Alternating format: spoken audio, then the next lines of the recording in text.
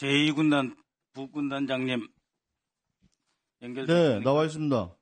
네, 증인께서는 정보사 휴민트의 현역 최고참이시며 책임자도 역임하셨습니다. 계엄 위기에 빠진 속에서 그 가운데 서 있는 정보사를 보면서 참 안타까운 마음이실 거라고 생각하는데 정보사 관련해서 가장 정확하게 증언해 주시기를 기대합니다.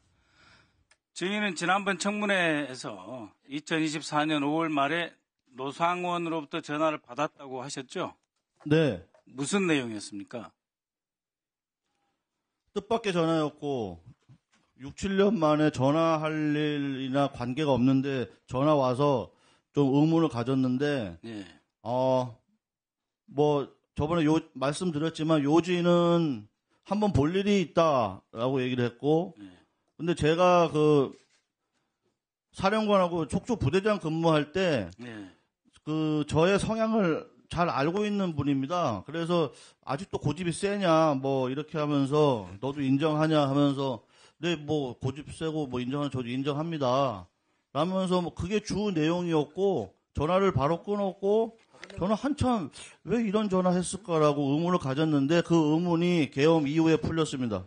예, 그래서 증인이 반응이 노상원과 반갑게 뭔가를 도모하거나 협조할 상태가 아니라는 것을 감지하고 문상호를 시켜서 증인을 여단장에서 직무 배제시킨 거 아닙니까? 저도 역으로 생각해 보니까 이게 사실 거리가 안 되는데 제가 문제가 돼가지고 왜 이런 일이 생겼을까라고 했을 때 계엄이라고 이게 전제를 하니까 사실 그 노상원 사령관은 저하고 같이 호흡을 맞춰서 할 수 없다는 걸 본인도 알고 저도 압니다. 그래서 저기 문상호 사령관하고 둘이 그 협의해서 저를 좀 배제시키려는 노력을 한 게 아닐까 이런 의문을 가지고 있습니다. 의구심을 가지고 있습니다. 예, 5월 통화 이후 한 달 뒤에 정보사 역사상 초유의 기물 유출 간첩 사건이 터졌고 그저께 20년형을 1심에서 받았습니다. 그럼에도 불구하고 지휘 책임자 문상호가 끝까지 살아남았죠. 이런 네. 과정이 모두 노상호와 함께 계엄을 준비하기 위한 것 아니었습니까? 결국 지금은 다 그렇게 판단이 되고 그럴 가능성이 높다고 저도 생각을 하고 있습니다. 사실 그게 언론에는 굉장히 크게 다루어졌는데 사실 언론에 다루어질 문제도 아니고 또 사건화가 생길 문제도 아닙니다. 짧게 얘기를 하면은 그때 외부 영해사무실 지원이 그 문제가 됐는데 사실 외부 영해사무실이라는 거는 저희가 민간 영역하고 협력하거나 협업하기 위해서 운영을 하는 겁니다. 그게 예, 목적입니다. 휴민트 관리, 블랙요원 관리할 때 원래 그렇게 해오던 기관 조직이었다 이런 말씀이시죠? 그래서 그걸 사무실 지원한 거를 업무 배임으로 걸었고 예, 그래서 이건 시간이 없어서 네. 다른 질문으로 넘어가겠습니다. 노상원 수첩 보면 정치인 납치, 북한군 복장, 미군 사례 등 지극히 비상식적인 내용이 들어 있습니다. 또 수거 대상, 수집소 이런 표현이 있는데 이런 거는 정보사에서 쓰는 용어가 아니지 않습니까? 그런데 마치 김영현 노상원이 22차례나 만났고 거의 매일 통화를 한 사이로서 두 사람이 마치 암호를 만들듯이 이런 표현을 써가면서 정말 상상하기 어려운 그런 계획과 행동을 했는데 원래 노상원이 이런 사람이라고 생각하셨습니까?